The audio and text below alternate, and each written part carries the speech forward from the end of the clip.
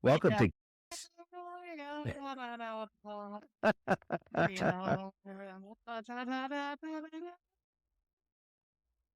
Just I'm not done yet. all right. There's the living Thurman. Okay, Matt, go ahead and introduce this part. Oh, I did not two in a row. It's welcome to Gaseous Anomalies. I'm your host, Matt Ross, and I'm joined by the very musical Michael Pontone. How you doing, Mike? Co-host, no, guest host. I'm second fiddle. You're not Matt second Ross. fiddle. We got to talk about the better Star Trek as opposed to the new crappy stuff that's out there. Back in my day, this was the only game in town, you know. And they didn't make Trek like this back then, I tells you. So This is true. tonight We were alive for years when there was only this Trek.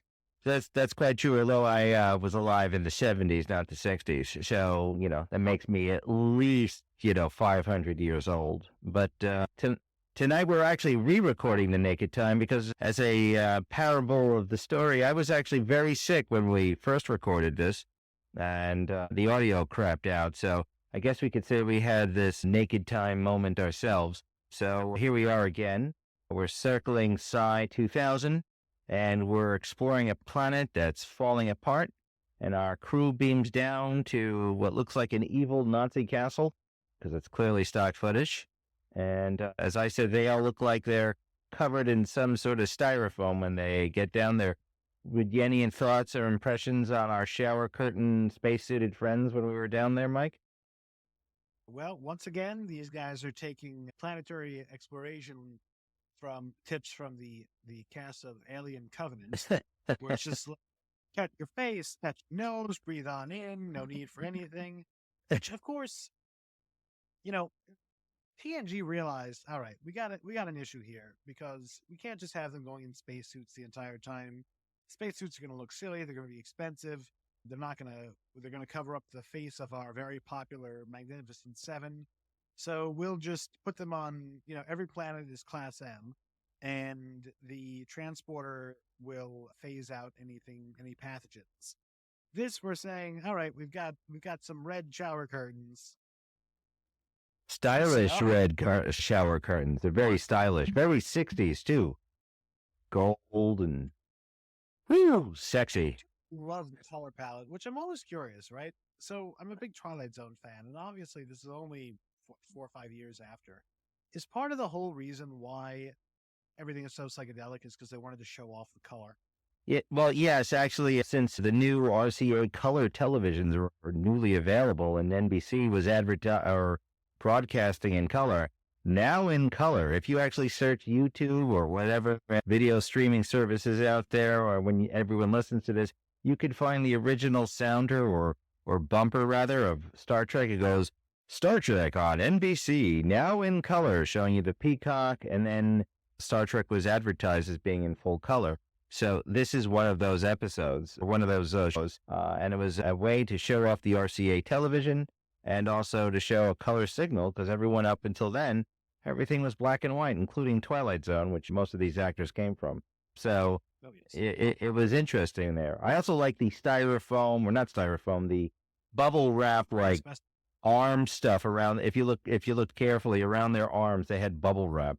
But touching your nose, I use this to teach my children not to touch their hands and use hand sanitizer and wash. It didn't work when we were recording this originally because I got sick. I had the flu, even though I had the flu shot, as well as my kids, right before the holiday this 2023. But Matt was off his rocker on the last episode, which will remain buried in our archives forever. Yeah, deleted. In the episode about getting diseased and acting crazy. Yeah, except, I didn't decide to turn off the power of the city of New York or a Warp Core engine or anything else for that matter. It's kind of interesting, though, that Next Gen later did this episode and everyone acts horny.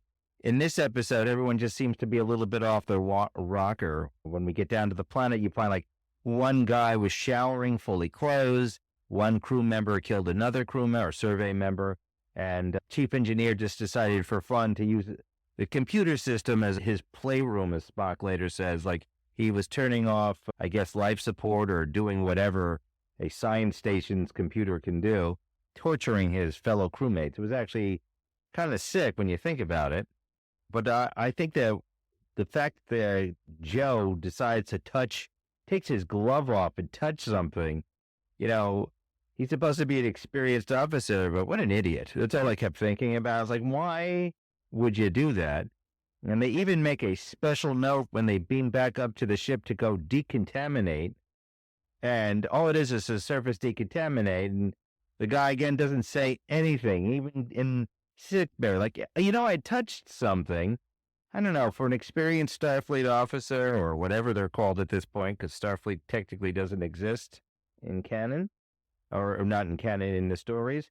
Yeah, it was a little weird. What did you think of that entire sequence when they went to, as Kirk says, medicine as opposed to medical? What did you think of meeting Dr. McCoy in this one? I mean, fantastic classic Trek setup.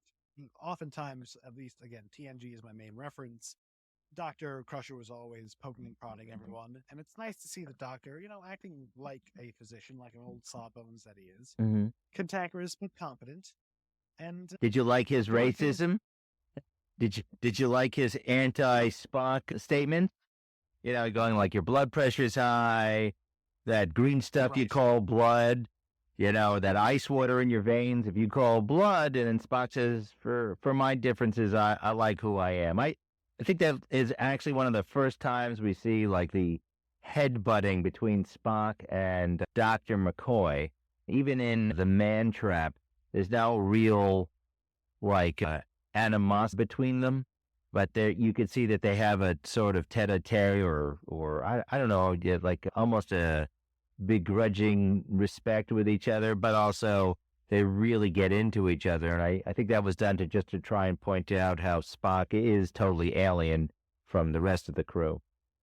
Which, of course, they always have to, remind, considering that he looks humanoid. Mm-hmm. The curse of the Star Trek aliens is that it's just a four-limbed person between 5'2" and 6'4", astonishingly, from another planet with a completely different society.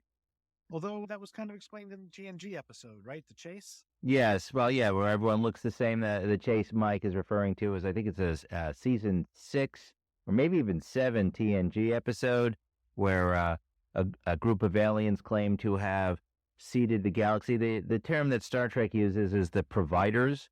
That's used in Next Gen and also the animated series more than anything else. It's also one time kind of used or implied in a later original series episode called the Paradise Syndrome, which I believe is in season 3, but eventually we'll hit that one. That's the one where they meet the American Indians on an alien planet, just in case you're curious, for those of you who haven't seen it before, but that's 2 seasons from now. And also, we get to see... I'll stay focused. Yeah. The next episode, the next thing we're seeing in here, though, is we have Christine Chapel. That's Majel Barrett Roddenberry. That's Gene Roddenberry's wife. And her brownish, blondish hair. It's kind of weird. I'm not sure if it's the gel lighting or what, but sometimes it looks gray-green, sometimes it looks brown, sometimes it's blonde. In the animated series, it's yellow blonde, but that's got some more to do with filmation than anything else. Any thoughts on Nurse Chapel in this? Because later she takes a more forward role, if you will, with Mr. Spock. Something that Strange New Worlds, that's the new Star Trek series, that's a precursor, jumps off a bridge on and goes full 90210 with Spock and her. Any thoughts on their just standing there or just seeing Nurse Chapel there? What'd you think of her in anything? Because remember, she was number 1 well, actually, you haven't seen that yet, I guess, in what's known as the Cage. She was actually the executive officer in the Cage, but I think you have seen that episode, correct? No. So, interestingly, and I did not know that. So, the actress there plays number 1, who's currently played by Rebecca Romaine in Strange New Worlds. Mm-hmm. It's a completely different actress than the actress who plays Nurse Chapel. Yes, it's interesting. Yeah, and also the boss's wife. But I'm not gonna lie.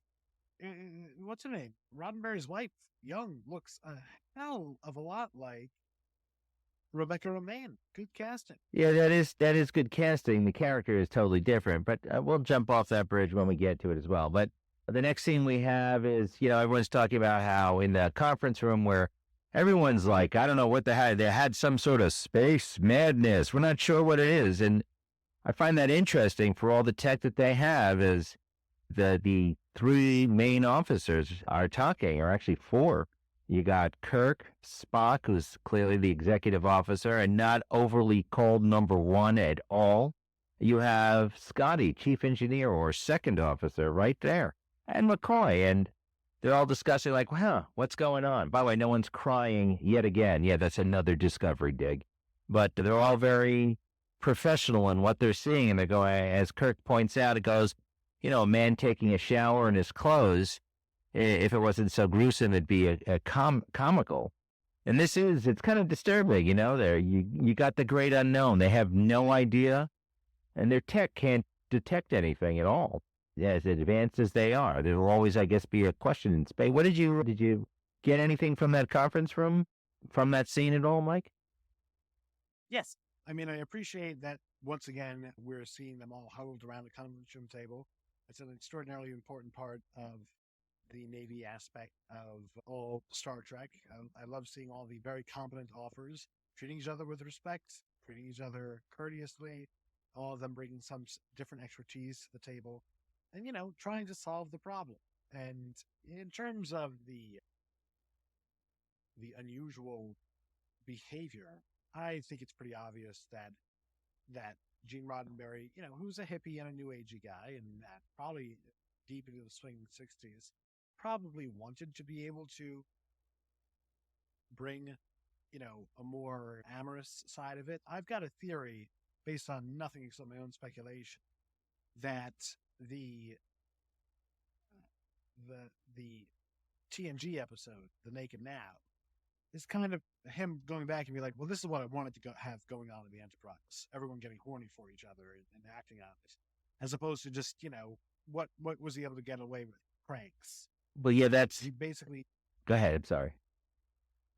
He basically had people devolve to the level of children as opposed to devolve to the level of teenagers.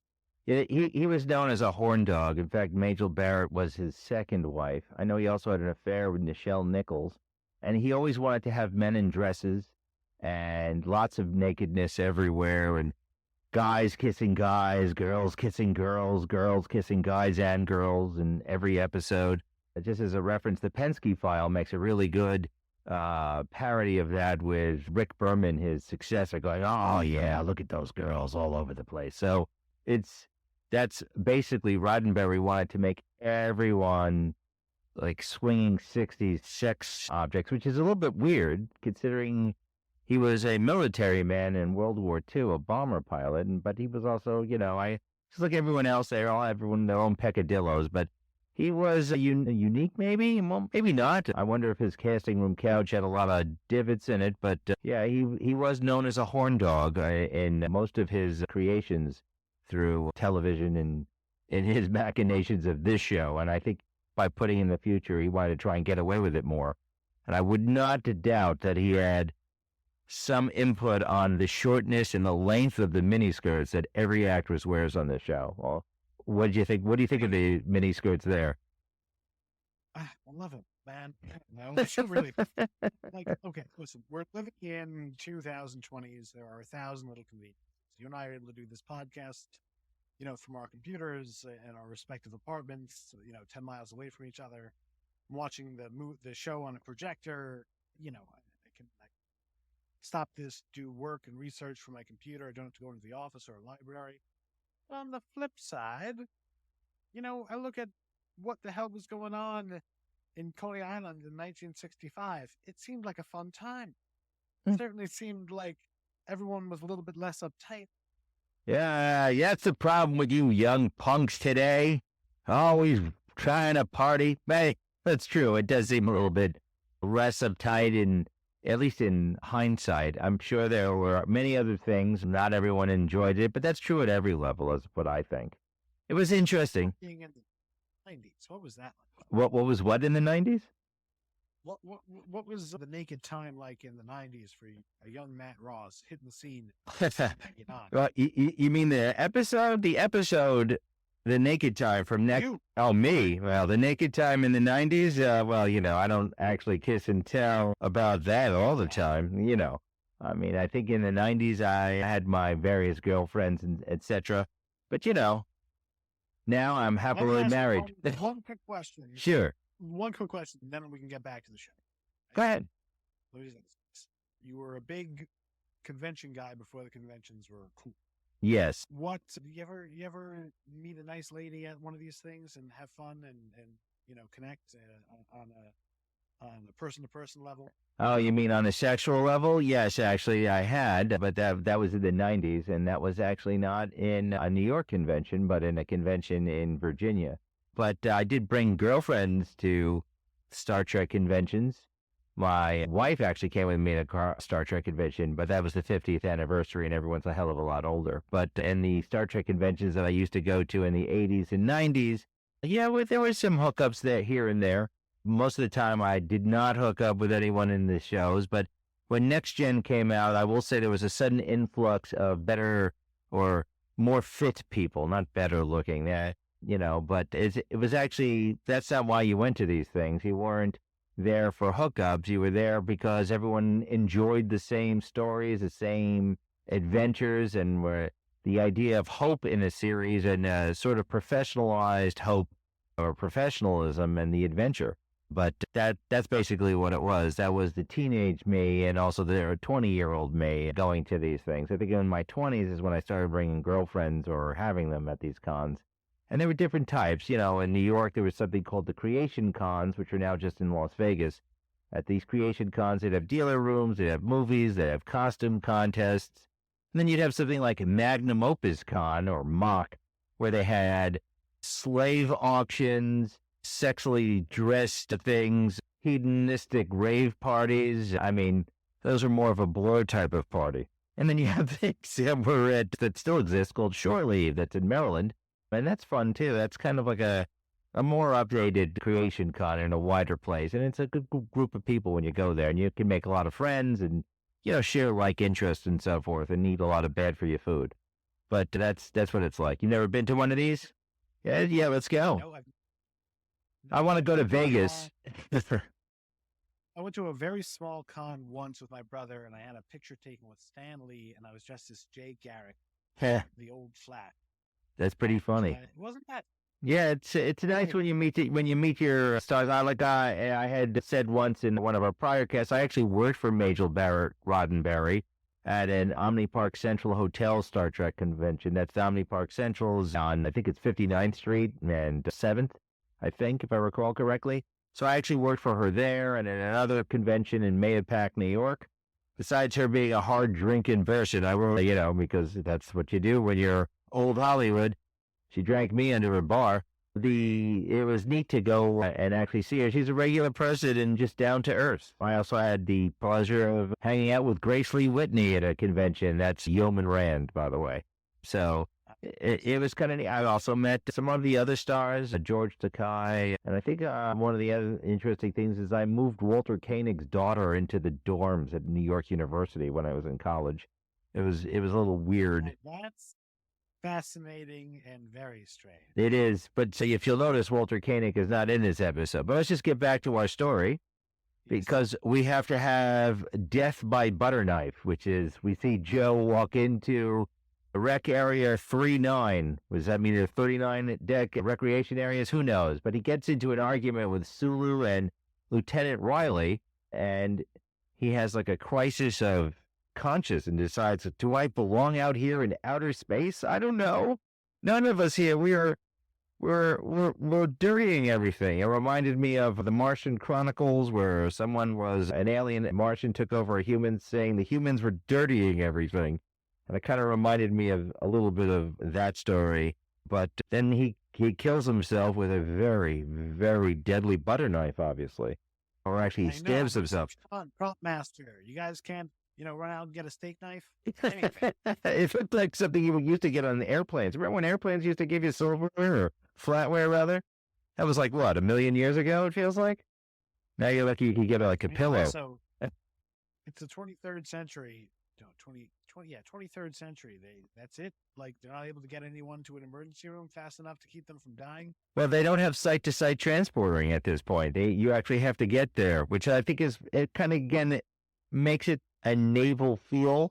If you got stabbed on any ship, you would have to run to sick bay or have them come to you.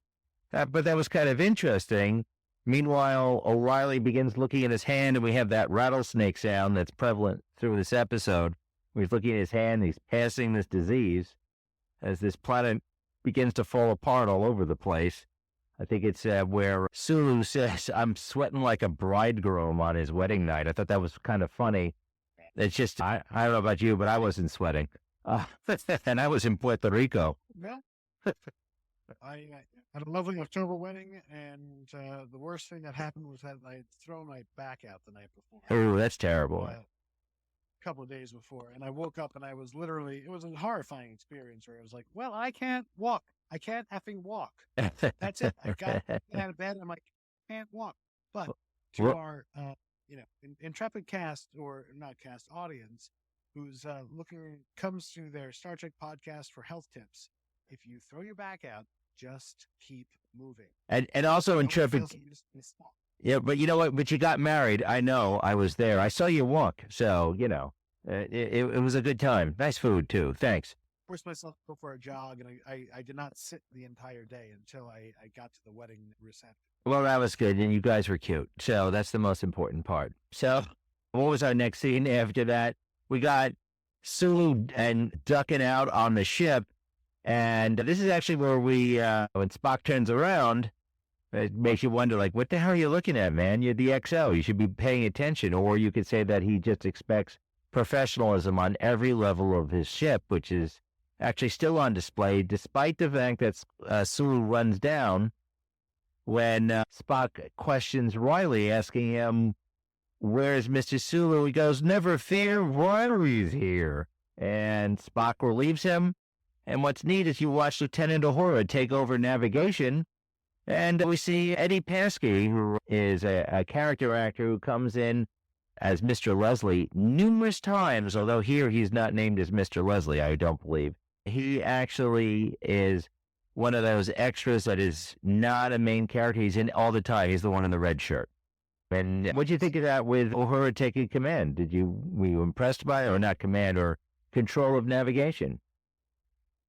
Yeah, I mean, listen, as a person who's grown up on this, it seems like every person on the bridge can be in the captain's chair, or at least can be at the helm. Everyone's kind of trained to be what did Deanna have to go through? It was to be a bridge officer. Right. Yeah, so anyone who's on the bridge, it's implied, can do the job of anyone else on the bridge, right? Right. Anyone can fire torpedoes or do the helm or command or scan. So, yeah, no, it was good. It was starting off, and it makes a lot of sense. I mean, you're out there.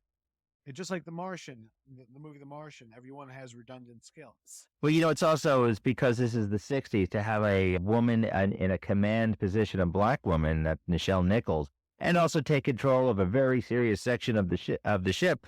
I'm sure it ruffled many feathers, but, she was saying about later in her career in this, about how, she didn't realize that how empowering her position was, but that's a story for another time. But a lot of people, it's like, wow, this gave inspiration and hope for other people and other groups of individuals in our society to think, maybe I can achieve to be higher. And that's one of the nicer things about this version of Star Trek, is that it kind of does give you a multicultural diversity before those terms are waved around on standards to say, like, look what I got. I mean, you got an Asian, an Irish guy, you have an alien, you have a Scottish person, you have, it's all over the place, but everyone works together. And that's the nice feeling of this Star Trek that I think a lot of the newer Treks kind of miss out on. I'm not talking about Next Gen. I will say on the newer Star Treks, I'm talking about like Discovery, Picard, Strange New Worlds. There's some issues in some regard that they try and force issues, or they don't use allegory or subtle messaging that this show, even in its very early stages, is beginning to show right away. Any thoughts on that? No, I mean it's what put it on the map. Put it on the map. Well, what do you think about it watching it now? You've seen Next Gen and something. I mean, to you it might seem like old hat since Next Gen everyone seems to get along. What do you think of it at this stage? Again, I don't have quite the same cultural vocabulary to see how important it was at the time, but I mean, yeah, it's everything that you're saying. It's everyone of all different walks of life. The main thing that I find most fascinating is obviously having a black woman there, but having a Japanese man when World War II would have been very recent and conscious. It'd be like having an Afghanistani guy on the bridge right now. Which of course would not have that be that scandalous or interesting, but that's also because we're living in a much more racially tolerant and diverse time. And the main thing is having a Russian there. Like this Well, that's later. The Cold War. Yeah, that's later. Right. That's right, because Chekhov doesn't come in later, because just for fans who haven't watched the later series, Chekhov actually only comes in because George Takei was filming The Green Beret with John Wayne, so they needed someone there, and they put him in there. And the reason why he was Russian, I mean, there's some debate as to why he was Russian, but that's a story for later episodes. But I'm just going to point out some things because, talking about this is also the episode where we see George Takei running around without a shirt on, trying to stab people with a foil. Yeah, Thinking he's D'Artagnan. Yeah. He's pretty lean and mean, I'll tell you. I wouldn't want to face it down him on a sword. And then we got Riley singing Take Me Home, Kathleen, repeatedly. That was obviously, it's not like he was acting like drunk. Sulu was acting like, I don't know, drugged out of his mind. Happy.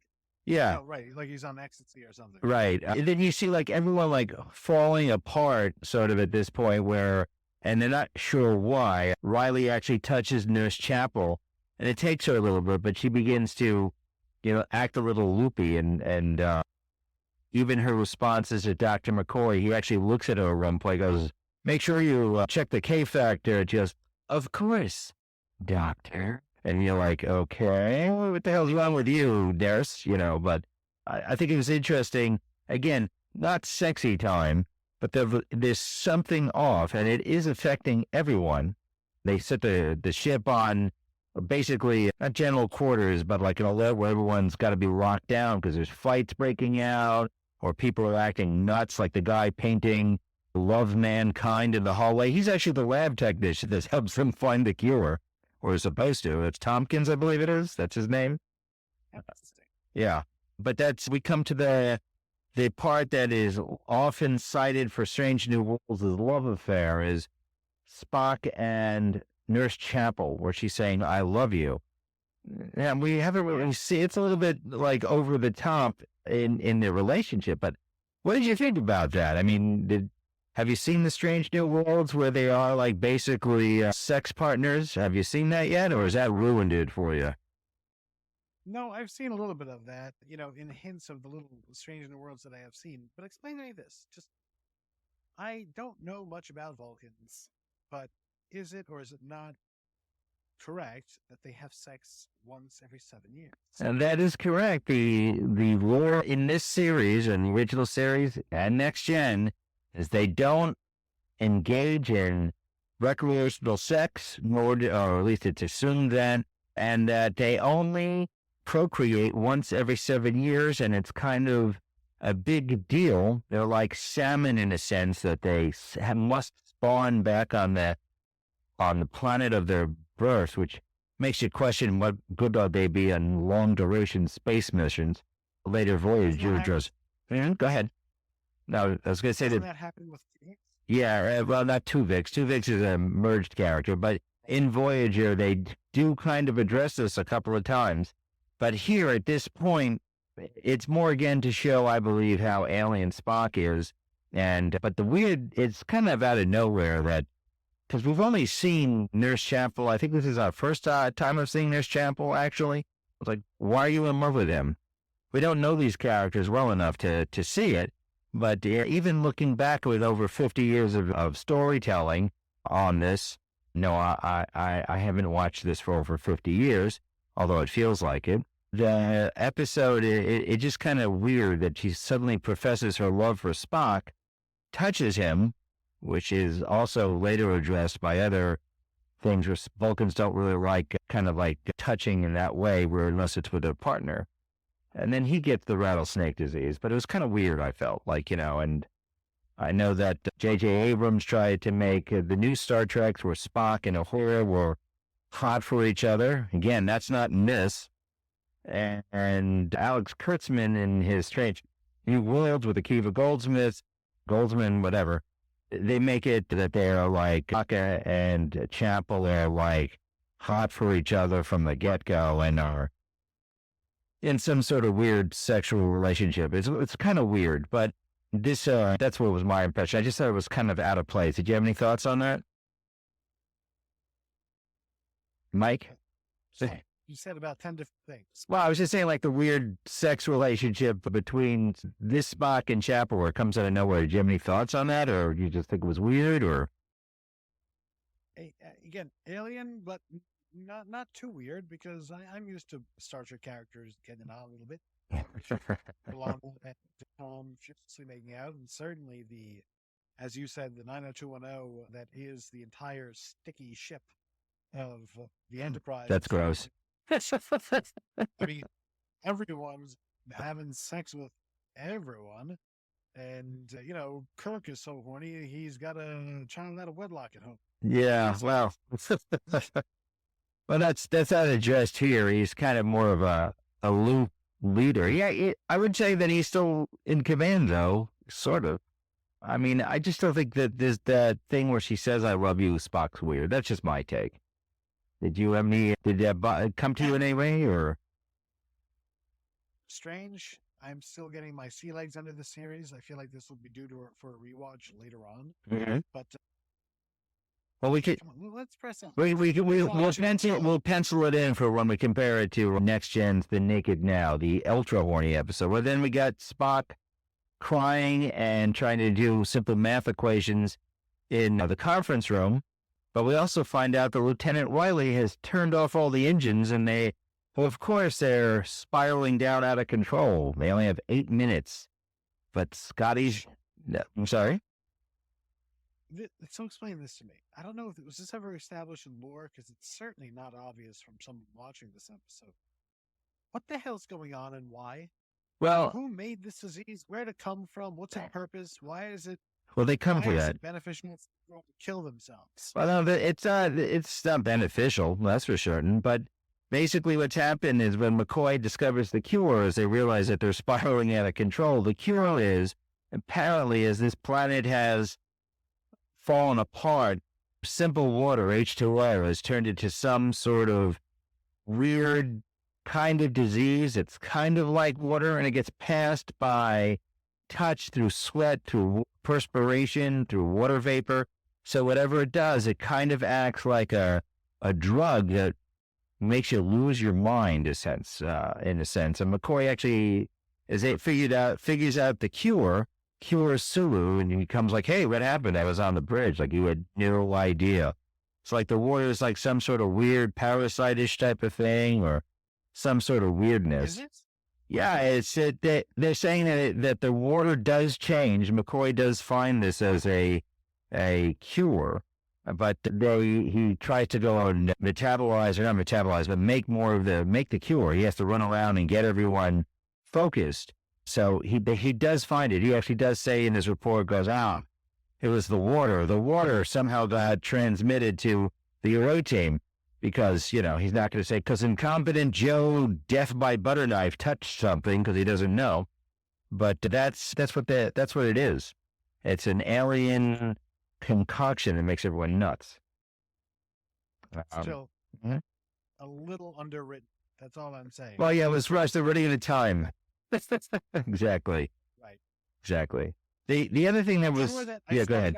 I guarantee you that someplace in the screenplay, they had a handwritten scribble like, figure out what it is and why later. And then they're like, nah.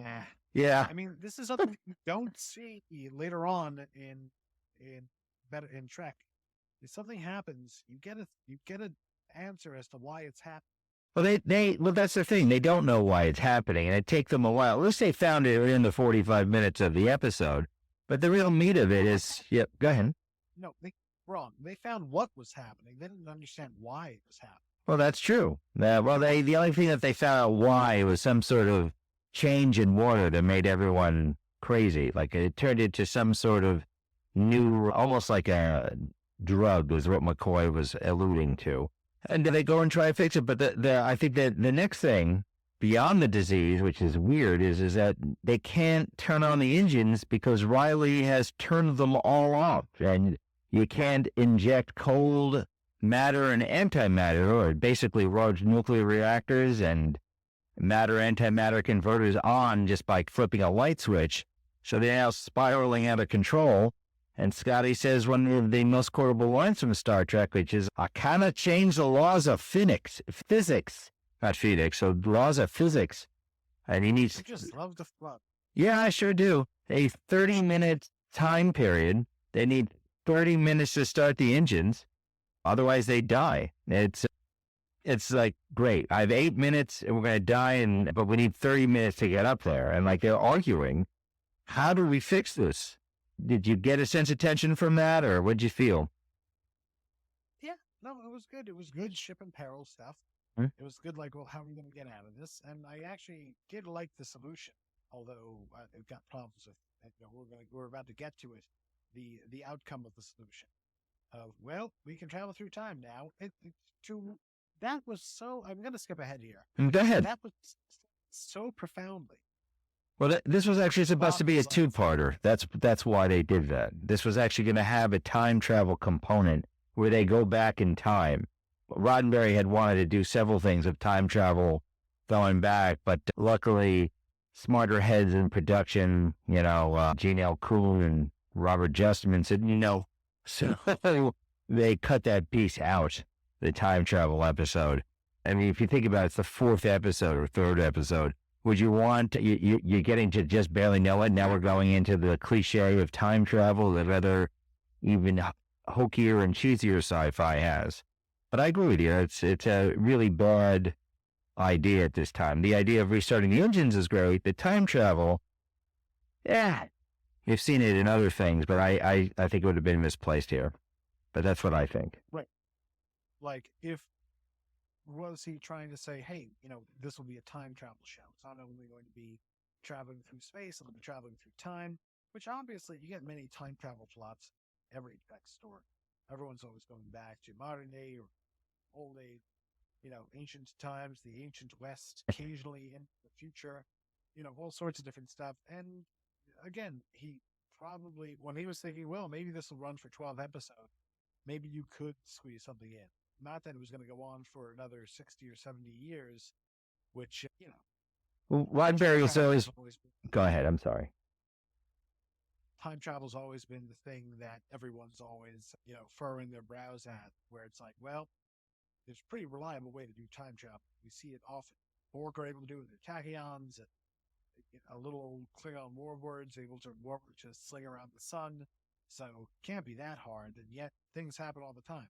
Although my brother had some headcanon with, the Time Enforcement Bureau. Yeah. Comes in a DS9 episode that, maybe they're monitoring it and shutting it down as it's happening. Oh, that's an interesting thought. I mean, there's always stories of time travel, but Roddenberry was always looking for the next show. Time warp is actually mentioned in the original pilot. They talk about time warps and various things, but although there was a science advisor on the show and a lot of the tech was grounded, you have to give science fiction writers some leeway into doing what they can do on, to make a story and an adventure in this way. But I think the time travel portion is just as nutty, almost as nutty as just ripping Captain Kirk's shirt off to give him a shot of the cure. That outright pisses me off for some reason, but yeah, that's a little bit crazy. Why does it piss me off? Or why did they rip his shirt? They ripped his shirt for dramatic effect, but it pissed me off because for the rest of the time they don't rip his shirt. But that was like a jokey trope in all of Trek. It's like, oh, you're always ripping your shirt. And in the unofficial Star Trek Galaxy Quest, the movie, they even make a point about how the lead character gets his shoe off. It's actually kind of funny, but I think that's humorous in there. Just as a funny note, William Shatner was a hairy guy. He had to actually shave his chest when he does have his shirt off, like in Charlie X. Because if you look carefully in some of those shots, you'll see that he's actually got a hairy chest and other things. But I guess this is, but ripping his shirt was just silly to me. Anyway, so that's the story. They just make it. Spock and Scotty use some sort of math to figure out how to start their engines cold. They're able to go back in time. And my question is, when that comes on up, would they see themselves again if they're reliving the same 3 days? Would they see another Enterprise circling Psi 2000? That's a really good question. Yeah. Why do they go back 3? I mean, Yeah. Well, I guess it's like you know what it's like? It's like, you ever see the movie Primer? Yeah, no, I know, but it's a predetermination paradox, or a paradox overall. No, more just like they went back to a period of time, like, say you go back 24 hours, where's yourself? Yourself, you can't see because yourself is a second ahead of you. Huh. Interesting. You know what I mean? Yep. No, I gotcha. But it's a little weird. I think that's the weakest part of this story. But overall, I enjoyed it. What would you think about this one story here? Did you enjoy it? So far, it's the best new TOS episode that we've watched together. Hmm? It has the most echoes of future Trek in terms of the plot, the escalating problem, the characters' relationships with each other, and it looks the best, especially coming off of what we watched last time, where No Man Has Gone Before, the pilot, where it was looking pretty, aside from good old astronaut Frank Poole's acting, it was looking pretty rough around the end. And there's no psychic shenanigans in this one. We had 2 of them in a row, if you think about it. This does not have like a grand super being who knows everything or can do things that, like between Charlie X and Gary Mitchell and Dr. Dana, using their psychic magic powers to do things. This one is, them versus an environment. So it's more interesting in that way. So no, I dug it quite a bit. I've got great hope for the rest of the series after watching this. Well, what's your what the fuck moment, as you like to said last time? You had your WTF moment. What's your WTF moment in this one, Mike? Do you have one? Yeah, like 10. Go ahead. Let's hear them. The butter knife. Okay. The butter knife. The opening shot that's so badly staged, where the guy literally picks up liquid and then rubs it on his face to the point where it looks like he's like trying to infect himself. I'm like, is there like a drug, like a narcotic effect here, where it's like, oh man, you've got this overwhelming urge to just smear it on your mucous membrane? Maybe his nose was itchy. And most of all, just, oh God, I don't know if this is what's WTF or just shoot me in the head. Good night, Irene, over and over and over. Oh, that was painful. Well, even Kirk says, please no more. Irish supplements. This is where the Space Irish come in. Maybe that's why Next Gen hated all the Space Irish, because of this one song. To me, the biggest thing that drives me nuts out of the entire episode is the Kirk shirt ripping. But another thing also that drives me nuts is that Scotty is like trying to blast open a piece of the wall to touch a circuit. How about just blast the door open? Maybe they just do that just to get there. That's what I'm thinking. But they don't have a budget for doors, and we can't break down the door. We got to do it this way. That's what I kept thinking. But I guess it just amps the story tension on. But that's my moments for this episode. And you already did your song. You did sing in the beginning, Mike, so you don't have to sing anymore. And we heard enough of "Take Me Home, Kathleen." So on our very, very scientific 1 to 10 scale, 10 being awesome sauce, the greatest thing ever, 1 being garbage, what would you give this? 7. A 7. So the last one you also gave a 7, or an 8, if I recall. I'm going to give this also a 7. I think it suffers from having some weirdness from the butter knife to the ripped shirt to the time travel add-on. I think that really drags it down. But for the most part, I enjoyed it. And we're going to be coming up to our next episode, finally, barring sickness. And as long as I don't touch alien goo and rub it on my nose, or you either, we have our next episode, The Enemy Within. We'll be coming up on that next time. Anything else you want to add, Mike? Anything that you want to tell our excited viewing audience?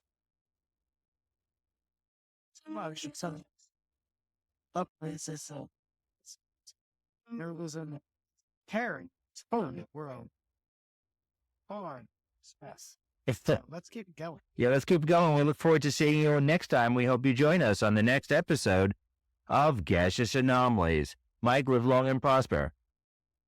And you, sir. Thank you. All right, everyone, take care. See you next time.